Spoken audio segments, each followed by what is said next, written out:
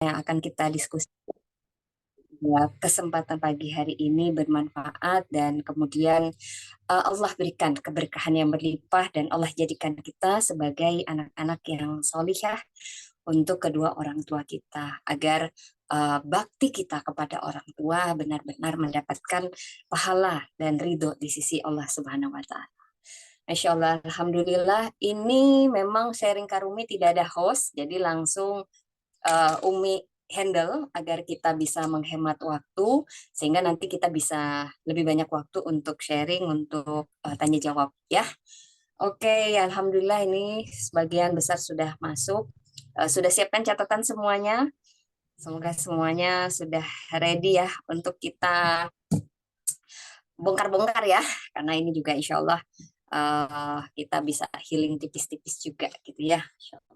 Salawat dan salam kita curahkan kepada Nabi Muhammad Sallallahu Alaihi Wasallam yang telah mengajarkan kita Islam sehingga Alhamdulillah kehidupan kita saat ini lebih terarah dengan Islam. Mudah-mudahan nanti kita berada di barisan umat Muhammad di yaumil akhir kelak. Amin ya rabbal alamin. Baik, insya Allah nanti akan share screen oleh Mbak Sisil. Silakan Mbak Sisil. Nah, baik Utifila semuanya, insya Allah kita akan mendiskusikan tentang diri walidain Nurani. Berbakti saat terluka dengan rumus 7JT, dengan rumus 7 juta. Wes. Rumus apakah ini? Nah, insya Allah nanti akan Umi urai satu persatu ya. Nah, Utifila semuanya, kenapa judul ini yang dipilih? Karena kurang lebih selama beberapa tahun belakangan, Umi khususnya pada kelas-kelas online gitu ya, sering sekali mendapati pertanyaan-pertanyaan terkait tentang hal ini. Jadi misalnya ketika Umi ngisi kelas berdamai dengan luka gitu ya, nah itu pasti akan ada banyak pertanyaan yang menanyakan bagaimana caranya berbakti kepada orang tua sementara hubungan dengan orang tua sedang tidak baik-baik saja. Pada saat ada konflik dengan orang tua, pada saat tidak seiring sejalan sepemikiran gitu. Sementara ada kegelisahan yang besar, khawatir kalau tidak bisa memberikan bakti yang maksimal kepada orang tua. Mungkin kalau hubungan kita sama orang tua lagi baik-baik aja, mau birrul walidah ya aman-aman aja gitu ya. Kita bisa mengemukakan, mengungkapkan rasa sayang kita yang sangat besar kepada orang tua dengan tanpa hambatan gitu ya. Akan tetapi kondisinya akan menjadi berbeda manakala hubungan dengan orang tua sedang tidak baik-baik saja. Sementara Masya Allah, Umi yakin, terutama khususnya yang hadir pada kesempatan pagi hari ini, benar-benar sudah sangat-sangat memahami betul perintah birrul walidain.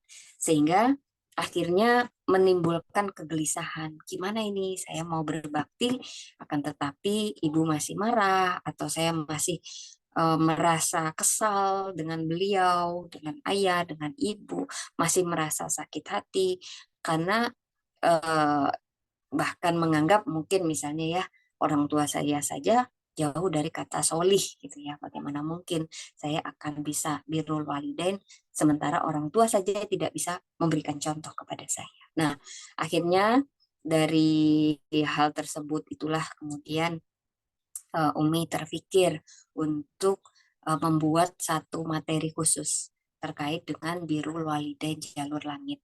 Berbakti saat kondisi tidak baik-baik saja, berbakti saat sedang ada konflik antara anak dengan orang tua, khususnya pada saat anak terluka. Dan kadang-kadang terus masih saja dilukai, gitu ya. Nah, jadi intinya adalah bahwa apapun yang dilakukan oleh orang tua kita, yang namanya perintah birrul walidain dari Allah tidak boleh berhenti. Gitu ya. Kita sepakat ya. Segimanapun orang tua menyakiti, segimanapun yang dilakukan oleh orang tua, segimanapun konfliknya, tetap birrul walidain tidak boleh berhenti. Sepakat ya? Nah, insya Allah kalau yang sepakat silakan acungkan jempol di kolom chat gitu ya. Oke. Baik, Uktifila, next silakan selanjutnya Mbak Sisil. Birrul walidain adalah perintah Allah langsung bagi kita, ya kaum muslimin. Beda antara birrul walidain ala barat, ya, dan birrul walidain ala Islam. Nah, kita nggak bisa nge-request dari siapa kita dilahirkan, bener nggak? Ya, pengennya sih lahir dari orang tua yang harmonis, gitu ya. Lahir dari ibu yang penyayang, gitu. Seandainya ibu yang suka ngomel ini bisa diganti, oh enak gitu kali ya. Ibu yang suka mukul bisa diganti, gitu. Ibu yang suka ngomong kasar bisa diganti, gitu. Atau ayah yang uh, memberikan luka bisa diganti gitu, tapi ternyata enggak bisa ya, karena kita memang tidak bisa menentukan dari siapa kita dilahirkan, karena setiap peristiwa di dalam kehidupan kita itu bisa kita pilih ke dalam dua wilayah, ya. Ada wilayah yang menguasai, ada wilayah yang dikuasai. Wilayah yang menguasai artinya peristiwa-peristiwa yang terjadi di dalam kehidupan kita itu menimpa manusia. Sehingga peristiwa-peristiwa tersebut ya berada di luar kendalinya kita, berada di luar kuasanya kita. Maka ketika kita berada di wilayah ini atau ketika kita mendapati ada peristiwa-peristiwa yang itu nggak bisa kita cegah gitu, ya sudah itu terjadi gitu. Nah, maka sikap terbaik bagi kita sebagai seorang muslim adalah 100% menerima. Nah, salah satunya adalah dilahirkan dari orang tua yang mana itu masuk ke dalam wilayah yang menguasai manusia. Kita nggak bisa request gitu. Kita nggak bisa milih gitu. Misalnya lagi berada di rahim siapa, wah ini orangnya nggak bener nih gitu ya. Ini perempuannya nggak bener nih, ini suka berantem ini. Gitu. Udah nggak jadi, gitu. Nggak bisa. Karena itu semua adalah takdir Allah, qada Allah. Maka untuk menyikapi hal-hal yang berada di wilayah menguasai ini 100% terima. Jadi apapun tipe orang tua kita, seperti apa karakteristik mereka, itu harus diterima. Dan kalau diterima berarti nggak boleh ngebandingin. Kadang suka ya ada percakapan seperti ini dalam pergaulan sehari-hari. Misalnya kita lagi main di rumah teman gitu ya, atau lagi ngobrol. Iya enak ya, ibumu kok kayak pengertian banget ya, beda sama ibuku. Nah, gitu ya. Nah, kalau seperti itu berarti belum 100% terima. Ya, jadi 100% terima berarti tidak boleh membanding-bandingkan, ya. Tidak boleh mengeluh, ya. Jadi harus ridho bahwa itu adalah ketetapan Allah. Gitu. Nah, kan tetapi satu lagi ada wilayah yang dikuasai. Artinya peristiwa-peristiwa yang terjadi itu merupakan hasil pilihan manusia, hasil ikhtiar manusia. Jadi ada kesempatan untuk memilih. Nah, karena ini berada dalam kuasa manusia. Maka menyikapi wilayah menguasai tetap ada pilihan. Ya, menyikapi karakteristik orang tua yang luar biasa menguji kesabaran gitu ya, tetap ada pilihan.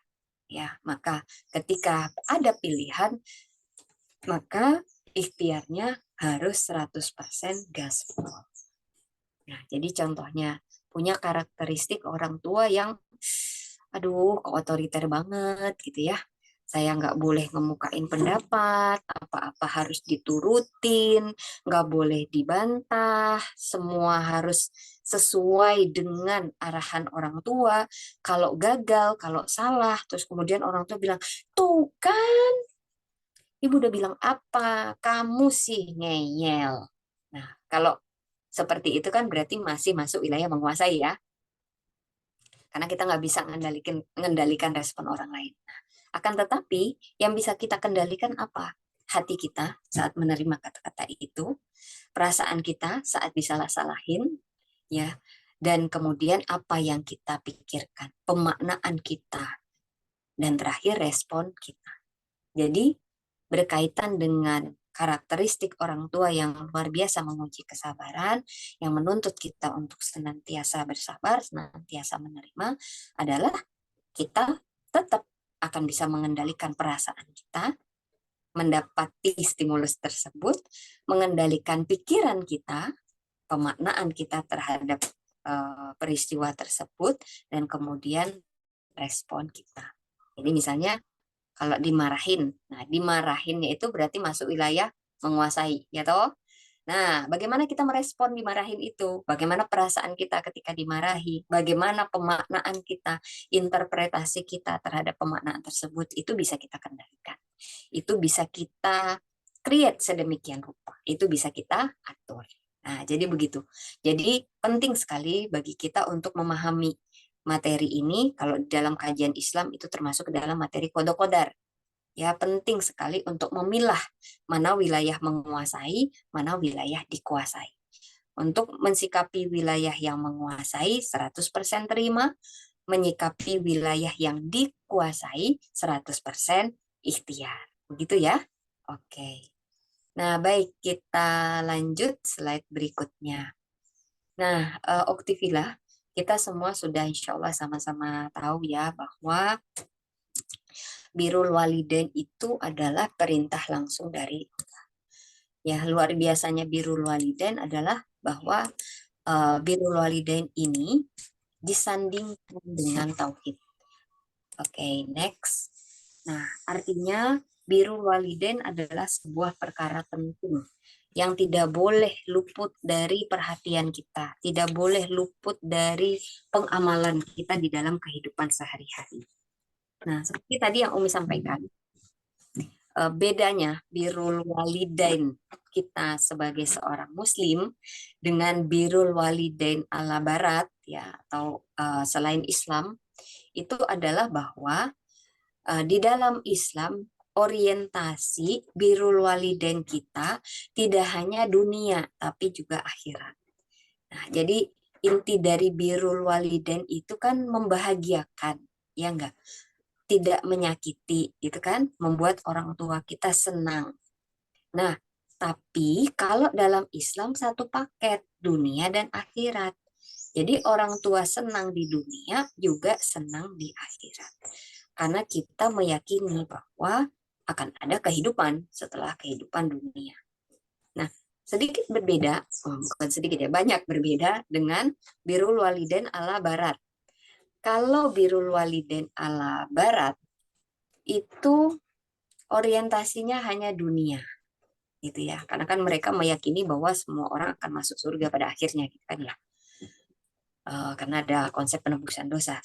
Tapi kalau dalam Islam kan ada konsep hisab kan ya, pertanggungjawaban. Oke, next Mbak Sisil, silahkan.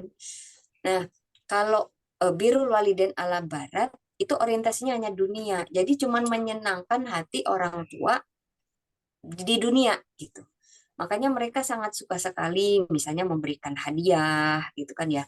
Terus kemudian momen-momen ya, momen-momen misalnya Hari Ibu gitu, Mother Day. Terus di apa? Di hari raya mereka memberikan hadiah kepada ibunya dan kadang hadiah yang diberikan itu hadiah yang nominalnya besar gitu ya. Pokoknya wow banget lah, hadiahnya mobil, bahkan rumah, dan sebagainya. Nah, akan tetapi karena orientasinya hanya kebahagiaan dunia, ya misalnya ngajak jalan-jalan, liburan gitu ya, orientasi kebahagiaannya hanya dunia, sehingga akhiratnya jadi keskip. Nah, kalau kita konsep birrul walidain di dalam Islam, dunia juga akhirat juga gitu. Jadi ketika kita ingin membahagiakan ibu, membahagiakan ayah, membahagiakan orang tua kita, sebagai seorang muslim kita berpikir, apakah yang saya lakukan ini akan membawa syafaat bagi orang tua saya nanti di yaumil akhir. Gitu. Jangan sampai apa yang saya lakukan, apa yang saya berikan malah akan menjerumuskan orang tua saya jauh dari surga. Dia masuk neraka. Nauzubillah min dzalik. Atau ada ketidakkonsistenan, ya membahagiakan di dunia tapi tidak memikirkan akhirat. Misalnya gini, ada seorang anak misalnya sangat-sangat sayang banget sama orang tuanya, sangat sayang sekali sama ayah dan ibunya, kemudian berusaha untuk melakukan apapun untuk membahagiakan kedua orang tua. misalnya dapat gaji, dikasih, terus kemudian orang itu minta apa gitu kan ya, terus langsung diberikan, terus langsung apa, langsung apa ya, dipenuhi gitu, langsung dipenuhi. Eh, Orang tua pengen liburan gitu ya, langsung dieksekusi gitu kan, tanpa mikir gitu, tanpa berpikir panjang, pokoknya jor-jor-jor, nah jor-joran gitu untuk orang tua. Akan tetapi di sisi lain, misalnya anak tidak menutup aurat, gitu kan ya, atau mendapatkan rizki dari hal-hal yang itu nggak diridhoi sama Allah gitu kan ya, dari sisi pekerjaan ya, dari sisi aktivitas tuh. Nah, pertanyaannya, apakah birrul walidain yang seperti ini akan sampai? Tuh ya, akan sampai. Ibaratnya tuh nanti orang tua pasti akan dimintai pertanggungjawaban kan ya, bagaimana mendidik membesarkan anak-anak gitu kan ya.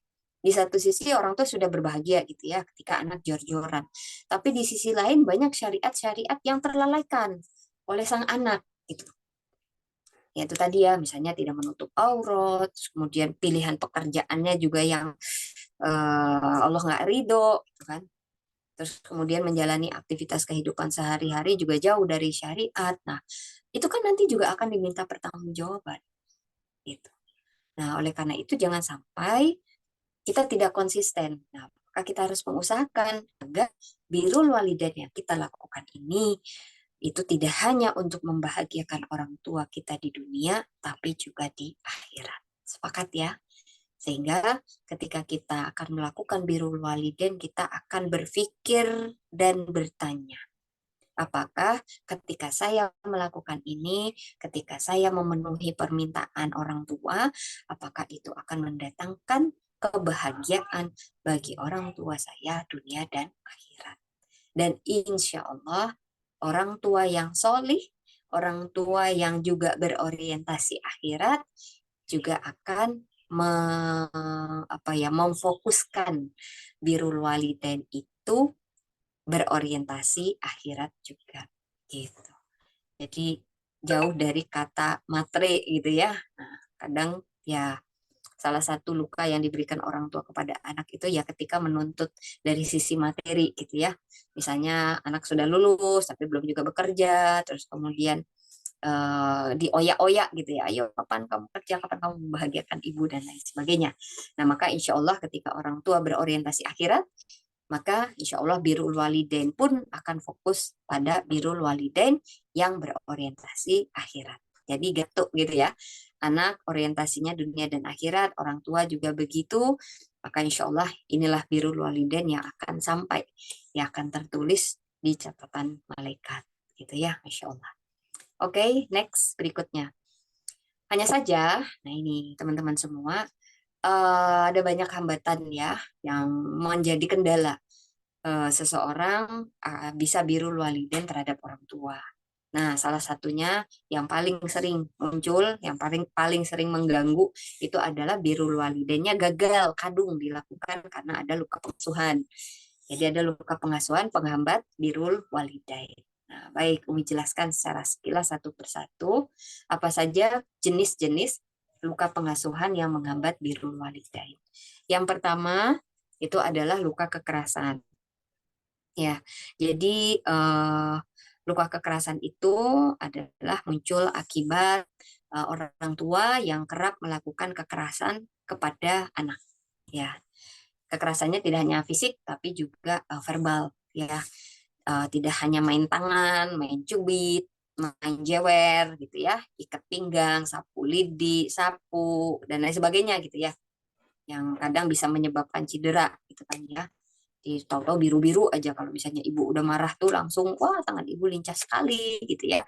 Jadi nyubitnya itu tidak hanya nyubit cek gitu ya, tapi nyubitnya itu dipelintir itu. Waduh ya Allah. Nah, akhirnya itu kan akan menjadi kendala untuk birrul walidain dia enggak? Karena akan muncul sakit hati gitu kan ya, dendam gitu. Ibu kayak gitu ke saya gitu kan ya. Nah, itu birrul walidain yang terhambat karena luka kekerasan fisik. Ada juga birrul walidain yang terhambat karena luka kekerasan verbal. ya, verbal. Jadi ngata-ngatain, ngomel-ngomelin gitu ya. Terus kemudian membanding-bandingkan, menuntut, nyalah-nyalahin, nggak pernah di apa ya, di apa ya, diapresiasi ya, kayak gitu-gitu. Nah, itu berarti luka kekerasan sifatnya verbal ya. Jadi pokoknya kalau udah apa ya, takut banget gitu loh kalau denger ibu ngomong. Pokoknya kalau udah buka mulut, ding ding ding ding. Nah, itu udah rasanya tuh bergetar gitu ya. Karena nggak tahu ini ibu mau ngeluarin senjata apa lagi nih gitu kan. Unpredictable gitu ya, sangat tidak bisa diprediksi. Karena kata-kata ibu sangat nyelekit gitu ya, sangat menyakitkan. Ya Allah, Bu, nggak usah ngomongnya kayak gitu. Dimarahin biasa aja tuh saya udah bergetar gitu ya, saya sudah takut gitu, apalagi sampai harus diomongin yang luar biasa gitu ya, apalagi kalau sampai nyumpahin gitu ya. Ya Allah, nauzubillah min dzalik, astagfirullahaladzim gitu ya. Nggak akan senang hidupmu kamu aja kayak gitu sama ibu gitu. Ya Allah, itu rasanya kan gitu ya. Ya Allah gitu kan ya. Nah, itu akhirnya akan menghambat birrul walidain. Jadi yang pertama, karena ada luka kekerasan, baik itu fisik ataupun verbal gitu ya. Nah, kemudian yang kedua, luka pengabaian. Luka pengabaian ini muncul manakala seorang anak kerap dicuekin, diabaikan, nggak dianggap, nggak direken, nggak diapresiasi gitu ya. Perasaannya dikecilkan, nggak pernah mendapatkan validasi. Jadi misalnya anak curhat apa gitu ya. Terus nanti orang tua dengan entengnya mengatakan, wah kayak gitu aja nangis. Udah nggak usah nangis, yang kuat dong. Nah, kalau ini gabungan ya, luka verbal apa, kekerasan verbalnya juga masuk gitu ya. Ngece kan ya, menyakiti secara verbal, tapi juga luka pengabaiannya juga ada. Jadi dicuekin, diabaikan, nggak dianggap gitu. Nah, kadang biasanya luka pengabaian ini muncul pada anak-anak pertama, pada saat adik lahir, gitu ya. Nah, biasanya kan gitu ya. Anak pertama kan pada awalnya sendiri, dapat perhatian full, ya enggak? Disayang, dimanja. Umur 5 tahun, adik lahir, dreng-dreng gitu ya. Semua berubah gitu ya. Masya Allah, semua perhatian ke adik. Terus kakak jadi minggir dulu. Terus nanti kalau misalnya kakak kan juga pengen nyium adik, nyayangin adik gitu ya, tapi yang namanya ciuman, sayang-sayang ala anak kecil itu kan ya kadang eh, pencet lah adiknya gitu ya. Terus nanti adiknya oh gitu ya. Terus dengan marah, dengan kesal, ibu langsung bilang, udah kakak sana, jangan ganggu adik dong. Adik lagi bobo, adik lagi apa? Hmm, pengen istirahat. Ya kakak main aja sendiri sana, nggak usah diganggu adiknya. Tuh kan ada jadi nangis, nah gitu, itu berarti luka pengabaian gitu ya, jadi disingkirkan. Nah, bagaimana mungkin ketika ada perasaan saya tersingkir, saya merasa tidak dianggap, saya sudah di skip ya, eh, akan bisa full totally untuk birrul walidain, akhirnya kan jadi penghambat ya, akhirnya jadi penghambat ya. Tapi semoga aja nggak sampai di skip dari kartu keluarga gitu ya, saking kesalnya orang tua gitu ya. Wah, ini anak nggak bisa, anaknya susah sekali diatur, dah pindahin aja tempat simbahnya, langsung kakaknya keluar, langsung titip simbahnya, atau paling banyak tuh di pesantrenin gitu ya. Susah amat sih diatur, nakal, dah masukin pondok. Nah, maka kalau seperti ini bisa muncul luka pengabaian, atau yang ketiga bisa jadi luka penolakan. Jadi orang tua kerap mengatakan atau melakukan sesuatu yang itu menolak anak, ya. Misalnya karena anak tidak seperti yang diharapkan oleh orang tua, baik secara bentuk fisik, gitu ya. Misalnya eh, apa, yang lain putih-putih gitu ya, terus tiba-tiba dia hitam sendiri gitu ya, atau yang lain kakak-kakaknya pada pinter-pinter gitu ya, adiknya kok biasa-biasa aja gitu. Nah, sehingga muncullah statement misalnya, mungkin orang tua hanya bercanda gitu ya, kamu tuh ibu ketemu di tong sampah, kamu tuh bukan anak ibu. Nah, itu walaupun itu dalam konteks bercanda, tapi itu bisa menimbulkan luka luka penolakan. Saya ditolak gitu ya, saya ditolak. Termasuk juga tadi ketika kakak deketin adik terus adik nangis, terus kemudian orang tua bilang, dah kamu jauh-jauh sana main sendirian sana, nggak usah ganggu adik. Itu juga bisa memunculkan luka penolakan. Jadi ditolak, keberadaannya tidak diakui, keberadaannya tidak diterima dalam keluarga. Nah, itu muncul luka penolakan. Dan kemudian yang keempat, luka kepercayaan. Manakala orang tua kerap PHP gitu ya, janji-janji mulu, tarsok-tarsok gitu ya. Terus kemudian melakukan hal-hal yang itu menciderai kepercayaan anak. Jadi trust isunya jadi muncul. Ya, misalnya ayah yang dalam pandangan anak adalah sosok hero, harusnya melindungi, tiba-tiba anak melihat ayah KDRT ke ibu. Sehingga akhirnya anak jadi bingung gitu ya. Ini gimana nih bapak saya ini baik apa enggak gitu. Baik atau jahat gitu. Atau ayah yang kasusnya misalnya ayah selingkuh. Gitu. Harusnya kan kesetiaan ya, konsep kesetiaan ya dengan ibu aja gitu, kenapa harus sama perempuan lain gitu. Atau ya kasus yang paling sering Umi ceritakan itu kasus THR ya, uang lebaran gitu ya, ketika anak-anak dapat angpau terus dititipin ke ibu, anak sudah punya bayangan, saya lumayan nih ada duit banyak, saya mau beli mainan, mau beli apa, ya ternyata pas ditanya ke ibu, uangku masih ada nggak, aku mau beli sesuatu, aduh uangnya kepake sama ibu belanja, nanti ya kalau ibu ada duit, nah terus nanti tanya lagi, aduh ibu nggak ada duit, nanti aduh ibu nggak ada duit gitu ya. Nah sementara anak melihat ibunya beli apa gitu ya, saya beli baju atau beli hal-hal yang itu menurut anak, loh kok kayak gitu, maka yang seperti ini akan menimbulkan luka kepercayaan ya. Jadi luka kepercayaan itu ciri kita punya luka kepercayaan, salah satunya adalah sering nggak ngebatin, bingung terkait dengan orang tua kita. Misalnya gini, kadang suka ada statement gini, sebetulnya ibu saya itu baik, sebetulnya orang tua saya itu baik, tapi, nah kalau ada tapi berarti bisa jadi kemungkinannya muncul luka kepercayaan. Tapi kalau marah, ya Allah, tapi ya, kadang tuh suka nggak bisa ditebak maunya tuh apa gitu. Tapi kalau saya nggak ngikutin keinginan beliau, wah beliau bisa marahnya tuh luar biasa. Tapi padahal ibu saya tuh baik. Kalau baik itu, kalau lagi baik itu baik banget. Bener-bener, pokoknya semuanya itu kayaknya apapun yang saya inginkan itu pasti diturutin. Baik banget gitu. Tapi ya kalau ada tapi berarti bisa jadi ini ada luka kepercayaan. Jadi nggak bisa percaya sosok ibu yang utuh gitu. Kalau jahat jahat sekalian, baik baik sekalian, nah gitu kan. Tapi ya maju mundur cantik jadinya gitu. Jadi galau, jadi bimbang.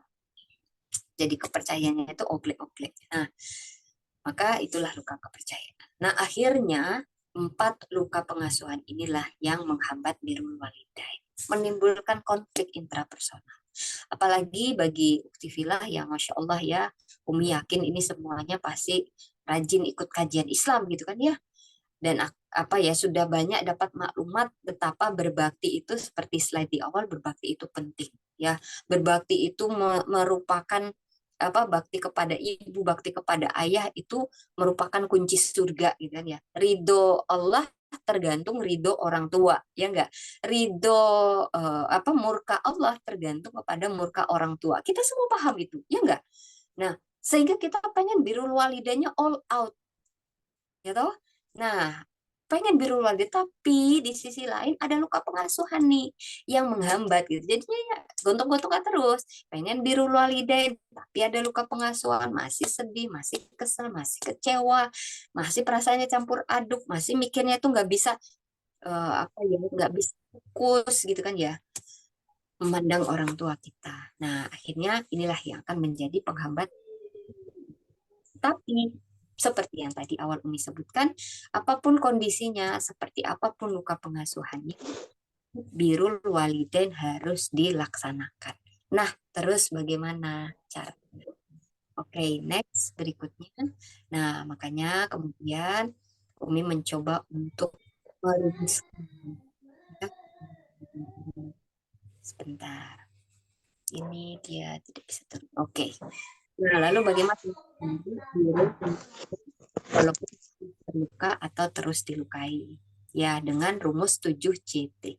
Jadi 7JT ini singkatan dari 7 kali J dan 1T. Nah, apa saja itu? Next, silakan berikutnya. Yang pertama, rumus J pertama. Ya, yaitu jangan jawab, jangan bantah. Oke, kenapa seperti ini? Karena begini. Tolong diingat-ingat ya. Tolong diingat-ingat. Jadi gini, sesuatu yang kita perhatikan terus-menerus, maka dia akan berkembang. Oke, ingat ya. Mungkin ada yang bisa bantu ditulisin di kolom chat gitu ya, biar kita bisa baca bareng-bareng gitu ya. Jadi, sesuatu yang diperhatikan terus-menerus, maka dia akan berkembang. Oke. Nah, terus apa? Relasinya, korelasinya dengan jangan jawab, jangan bantah. Nah, jadi begini teman-teman. Setiap orang tua kita ya pasti punya maklumat terhadap kita. Oh ya, Masya Allah, terima kasih Amel sudah menuliskan. Nah, jadi orang tua kita pasti punya maklumat tentang kita. Ya, dan kita juga pasti punya maklumat terhadap orang tua. Ya toh? Nah, pada saat kondisi sakit menyakiti ini terus terjadi, maka yang terbentuk adalah maklumat error, pandangan negatif, ya, prasangka antara kita ke orang tua juga orang tua ke kita. Ya. Nah, dan pada saat kita tidak melakukan sesuai dengan yang diinginkan oleh orang tua, maka yang itu akan memancing munculnya maklumat error orang tua. Nah, apa yang dipikirkan itulah yang dikatakan. Makanya akhirnya orang tua jadi ngomong macam-macam ke kita tentang kita. Ya enggak? Misalnya orang tua bilang, kamu tuh susah banget diatur. Kamu tuh udah ibu bilangin berkali-kali. Tuh kan, kayak gitu aja kamu nggak bisa. Nah, gitu-gitu ya. Atau dengan luka-luka yang lain. Nah, biasanya apa? Biasanya kalau orang tua ngomong gitu, kita pengen klarifikasi kan. Ya kan? Aku nggak kayak gitu kok, Bu. Ibu tuh salah nilai aku. Ya enggak? Ya. Nah, maka rumus yang pertama, jangan jawab, jangan bantah. Kenapa? Karena kalau kita jawab, kalau kita mencoba untuk klarifikasi, walaupun tujuannya baik gitu ya, pengen ngelurusin maklumat beliau gitu ya, pengen ngelurusin cara pandang beliau terhadap kita. Kita tuh pengen memberitahu, bukan begitu loh Bu maksudnya, bukan begitu loh Pak maksudnya, gitu kan ya. Nah, tapi karena ini kadung sudah ada maklumat error, dan ketika dijawab atau ketika dibantah, itu pasti mesti ujung-ujungnya ada perdebatan. Betul tidak? Ya kan? Ya kan? Kita ini deh, kalau misalnya lagi clash sama orang tua, itu pasti saut-sautannya nggak cukup satu atau dua kali tiktokan, ya kan? Misalnya gini, ibu ngomong apa? Tetetetet, bla bla bla. Terus kita jawab, teong teong teong. Nanti tiu tiu tiu. Nah, ya benar ya. Makin panjang makin runyam gitu ya. Padahal maksud kita tuh pengen ngelurusin gitu. Pengen, aduh Bu nggak kayak gitu maksudnya. Aduh Ibu tuh salah paham Bu. Tapi akhirnya itu tadi jadi duing duing duing duing duing duing dan nggak cukup hanya satu dua tiga empat kali, tapi akhirnya jadi panjang kali lebar dan ngerembet kemana-mana. Ya nggak, harusnya itu udah selesai gitu ya, malah diungkit lagi. Tuh kan, ya udah pakai maaf lahir batin padahal juga ya, malah ngerembet ke yang lain, malah ngungkit hal-hal yang itu sebenarnya udah selesai, malah ngungkit hal-hal yang itu sebenarnya udah nggak ada masalah lagi gitu ya. Akhirnya apa? Jadi panjang kali lebar. Ketika panjang kali lebar, hatinya makin panas, pikirannya makin kalut, makin kesel, makin marah, makin berkembang. Lukanya makin sembuh atau makin parah? Lukanya makin parah. Maka numbuh lagi tuh maklumatnya. Memang ibu tuh susah banget dibilangin, jeng jeng gitu kan ya. Terus orang tua juga maklumat errornya juga makin berkembang gitu ya, makin tertanam gitu ya, makin tajam gitu ya. Ih, ini anak memang gitu ya. Akhirnya apa? Nggak selesai. Ya, nggak selesai. ya. Makanya tadi, sesuatu yang diperhatikan terus-menerus, dia akan berkembang. Sekarang kita tambah, sesuatu hal negatif yang diperhatikan terus-menerus, maka dia akan berkembang menjadi semakin negatif. Maka, rumus pertama, ketika berhadapan dengan orang tua yang mungkin sampai saat ini masih menyakiti dengan luka-luka yang ada, jangan jawab, jangan bantah. Diem aja, ya.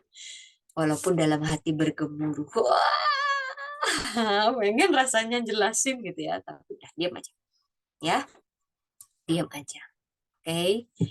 Biar apa? Biar tidak berkembang semakin parah, ya. Karena ujungnya berdebat itu bukannya malah jadi damai gitu ya, enggak? Iya, karena kondisinya pada saat lagi panas. Nah, gitu. Kapan akan klarifikasi, kapan akan konfirmasi? Nah, nanti slide berikutnya. Oke. Jadi rumus pertama, jangan jawab, jangan bantah. Diingat-ingat ya. Jangan jawab, jangan bantah. Ya, oke. Jadi kalau udah mulai aduh, diam, diam, diam. Astagfirullahaladzim gitu ya. Ya Allah, ya Allah. Ucap aja gitu ya. Jangan jawab, jangan bantah. Biar apa? Biar di kita nggak berkembang, biar di orang tua juga nggak berkembang. Oke. Nah, next berikutnya yang kedua. Jaga jarak aman sementara. Nah, jadi kalau rumus yang pertama, tadi ya, jangan jawab, jangan bantah, itu kalau dalam psikologi ada istilahnya tuh desensitisasi, kalau Umi nggak salah ingat ya. Jadi desensitisasi itu artinya sederhananya sederhananya tuh begini.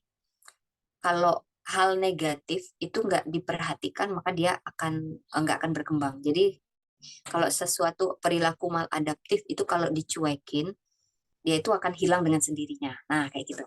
Itu yang prinsip pertama. Nah, sementara prinsip yang kedua, meminimalisir stimulus. Gitu ya. Jadi gini, kita diberikan goriza bako sama Allah. Goriza bako itu adalah naluri mempertahankan diri. Ya. Nah, naluri mempertahankan diri ini itu beda dengan hajatul udawiyah, kebutuhan jasmani. Kalau kebutuhan dari dalam, jadi misalnya lapar, haus, gitu ya, itu munculnya dari dalam. Sementara kalau naluri, dia harus ada pemicunya dulu, harus ada pancingannya dulu. Ya, nah goriza bako itu terwujud dalam perasaan kesal, marah, jengkel, dan seterusnya itu ya. Nah, maka tujuan untuk jaga jarak aman sementara adalah dalam rangka untuk meminimalisir stimulus.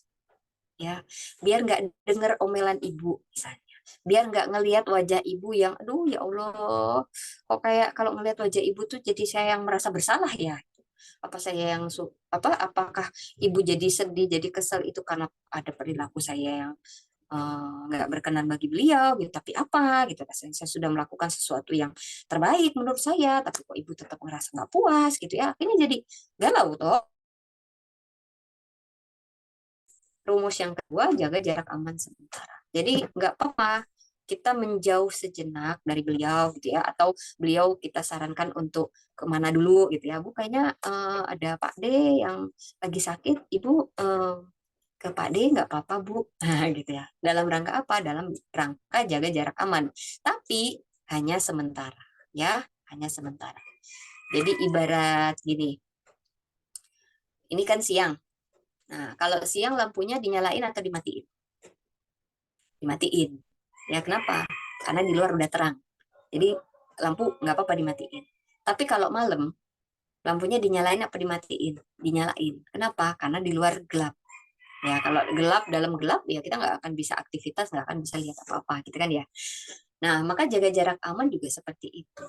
Kita punya apa ya, kemampuan untuk memilih ikhtiarnya. Jadi bagian dari ikhtiar untuk mematikan atau menyalakan stop kontak.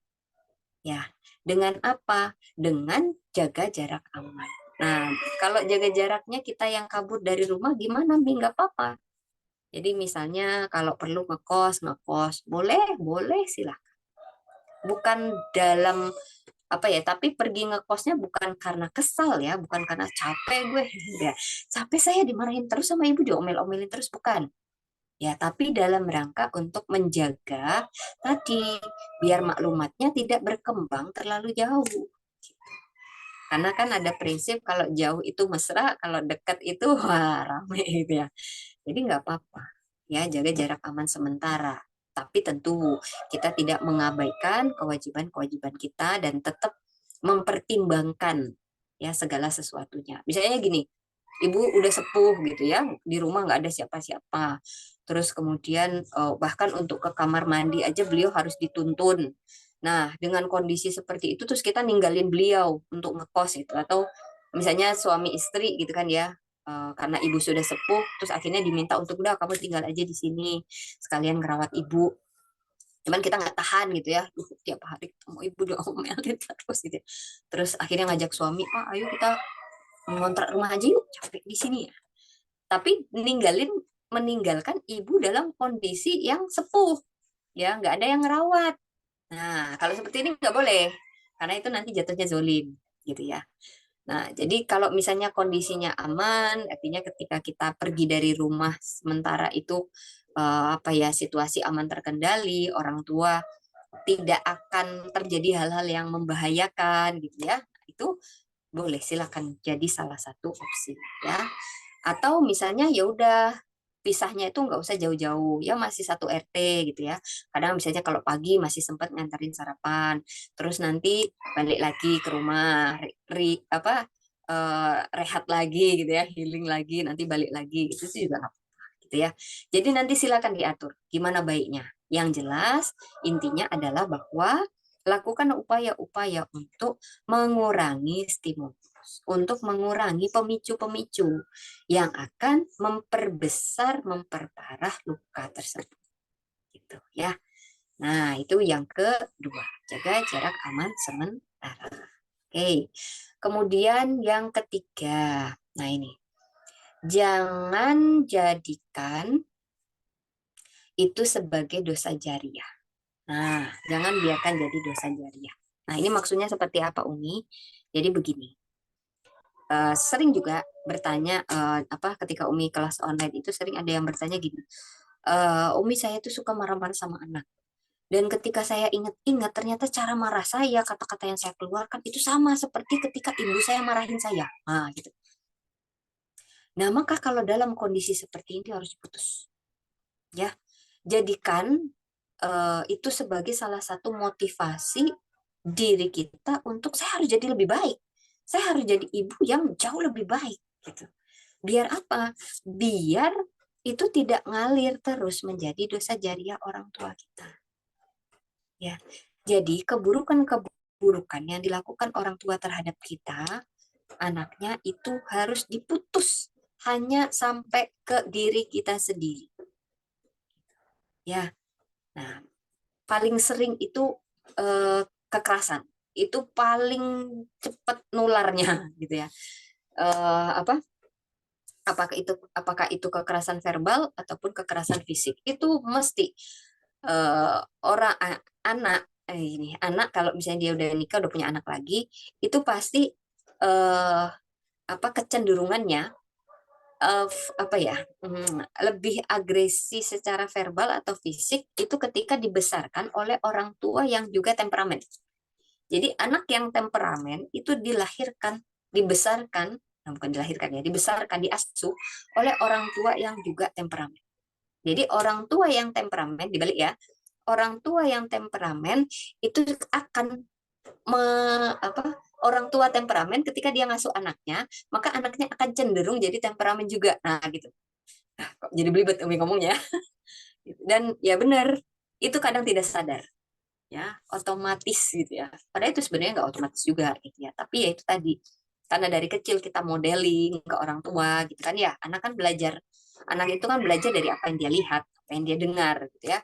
Kalau setiap hari selalu yang keluar itu kata-kata kasar gitu ya, akhirnya ya itu jadi masuk ke dalam otak kan ya, jadi maklumat, dan itu yang dikeluarkan ketika marah. Jadi kalau saya marah mukul, kalau ketika saya marah ngomel. Nah, jadi itu kadang terjadi tanpa disadari. Tapi ingat, itu adalah pilihan. Sekali lagi, perasaan kita, apa yang kita pikirkan, bagaimana kita merespon sesuatu, itu masuk ke dalam wilayah dikuasai. Itu termasuk ke dalam pilihan. Nah, maka pilihlah pilihan-pilihan yang baik. Pilihlah untuk tidak menjadikan luka pengasuhan itu menjadi dosa jariah orang tua kita. Maka ini Masya Allah, ini Birrul Walidain TOP BGT SKL gitu. Top banget sekali. Kenapa? Karena kita sudah membendung dosa jariah itu ngalir ke orang tua kita. Bayangkan orang tua kita sudah berdosa dengan marahin kita gitu ya. Terus kemudian jadi nambah dosanya karena kita marahin anak kita.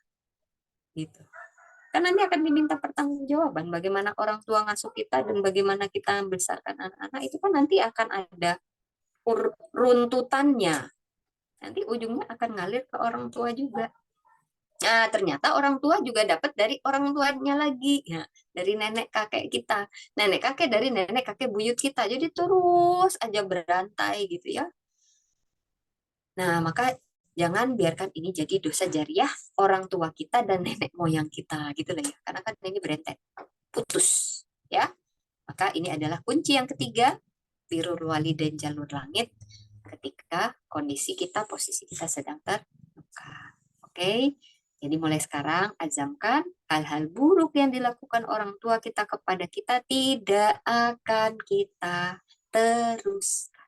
Itu jadi motivasi. Jadikan motivasi. Saya kalau didik anak nggak boleh lagi kayak orang tua saya. Nggak boleh kayak ibu saya. Stop. Gitu ya. Walaupun memang prosesnya sulit. Jatuh bangun, nggak apa-apa. Itu namanya proses.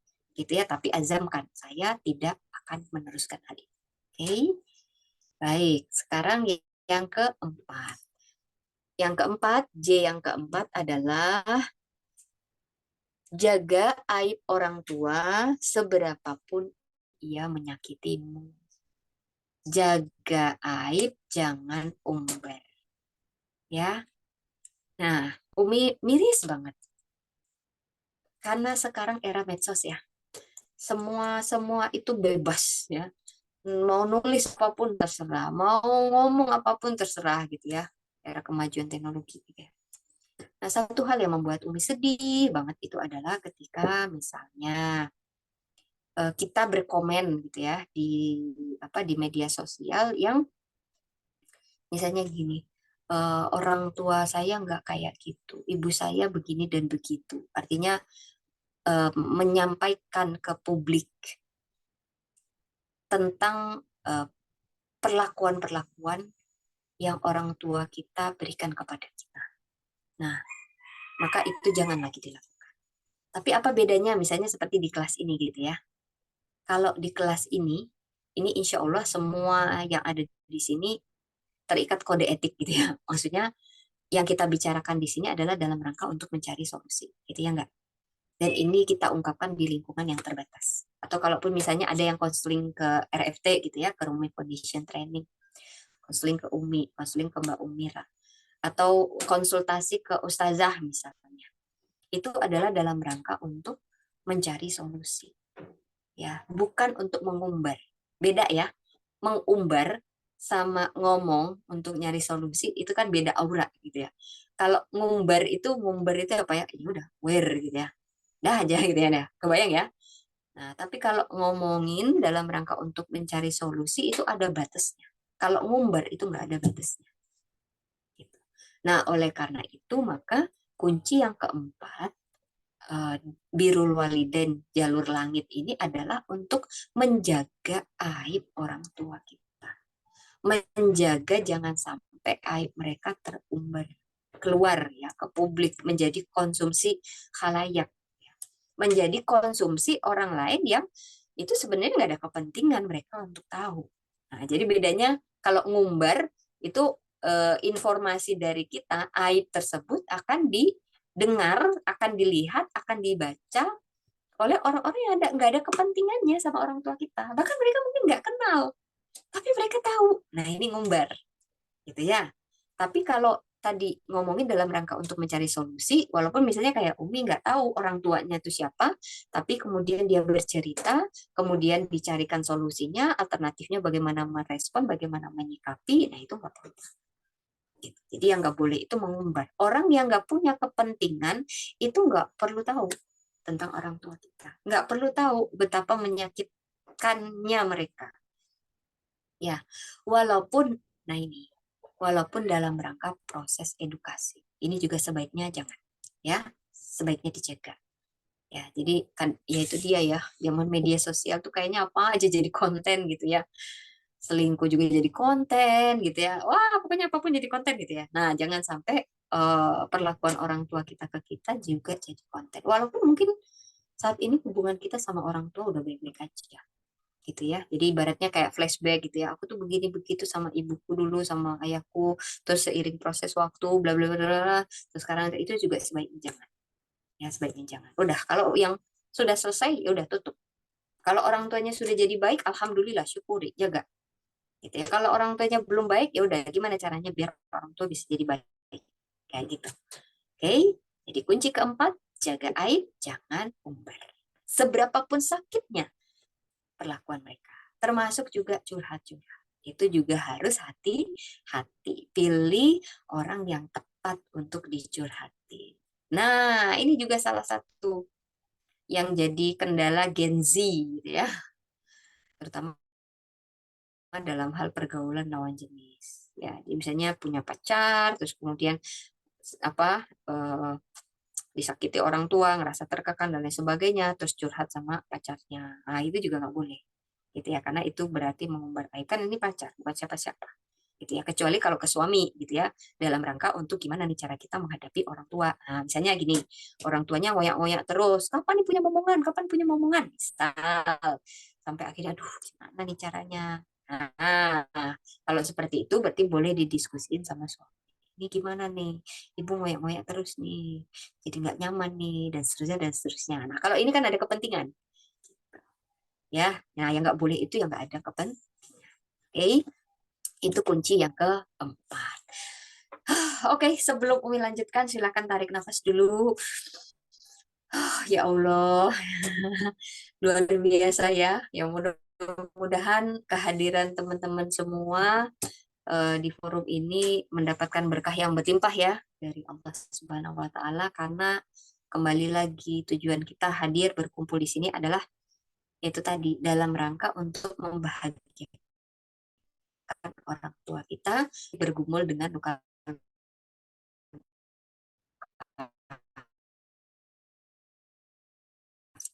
Ya, sebelum Umi lanjut, ya Umi silakan ditulis di kolom komentar.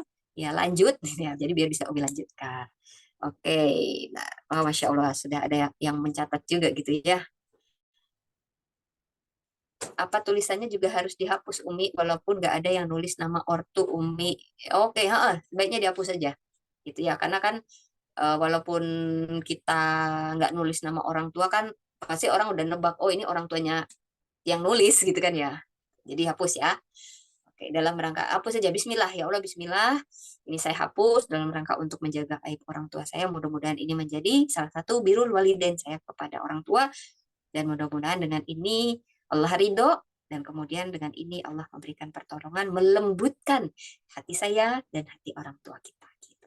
Ucapkan itu pada saat hapus. Gitu ya, Masya Allah. Oke, jadi jangan sampai kita ngumbar itu biar dapat simpati gitu ya, biar dapat apa ya istilahnya, kan kadang suka ih kasihan ya kamu sabar ya Mbak gitu, itu nggak perlu gitu ya, nggak perlu ya. Oke, Masya Allah. Oke, lanjut lanjut. Oke, baik, Masya Allah. Alhamdulillah. Kita lanjut ya. Nah, berikutnya. Iya, yang kelima kuncinya adalah jadwalkan secara rutin untuk melakukan amalan andalan untuk orang tua. Ya, jadi 5J yang kelima, jadwalkan amal andalan untuk orang tua. Lakukan secara rutin dan konsisten. Nah, biasanya kita kan amal andalan untuk kita ya.